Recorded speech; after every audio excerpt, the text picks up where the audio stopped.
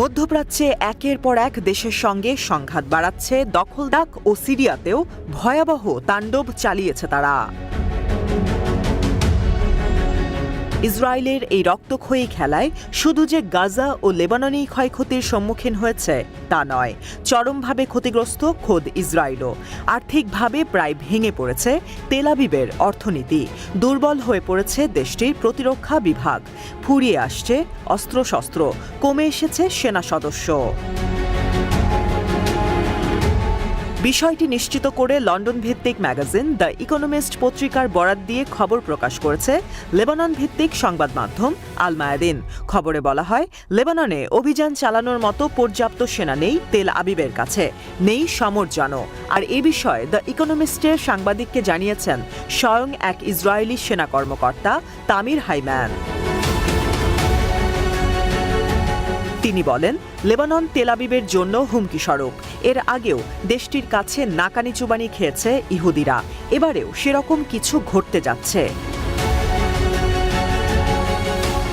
Israeli সেনারা অভিযোগ করছে তাদের পর্যাপ্ত লোকবল নেই।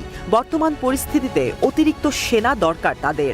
তবে গেল ৭ অক্টোবর থেকে ৩ দফায় বিপুল সংখ্যক রিজার্ভ সেনা মোতায়েন করেছে নেতানিয়াহু সরকার।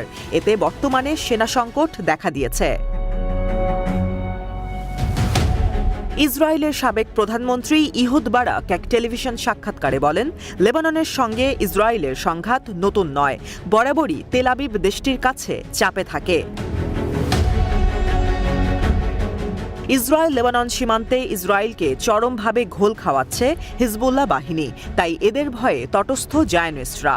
পর্যাপ্ত সেনা আর অস্ত্র ছাড়া কিভাবে লেবাননের সঙ্গে লড়বে ইসরায়েল, তাই নিয়ে দুশ্চিন্তাগ্রস্ত স্বয়ং আইডিএফ।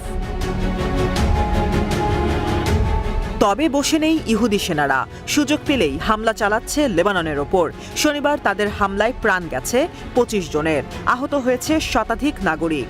এই দৃশ্য দেখে অনেকটা ভীত লেবাননের সাধারণ মানুষ।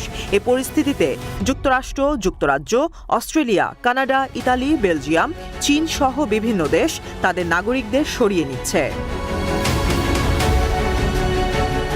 আর এসব দেখেই সময়ের সঙ্গে পাল্লা দিয়ে ইসরায়েলের প্রতি ক্ষোভ আরও তীব্র হচ্ছে মধ্যপ্রাচ্যের অন্যান্য দেশগুলোর। ইহুদিদের নির্মম পরিণতি এখন সময়ের অপেক্ষা মাত্র।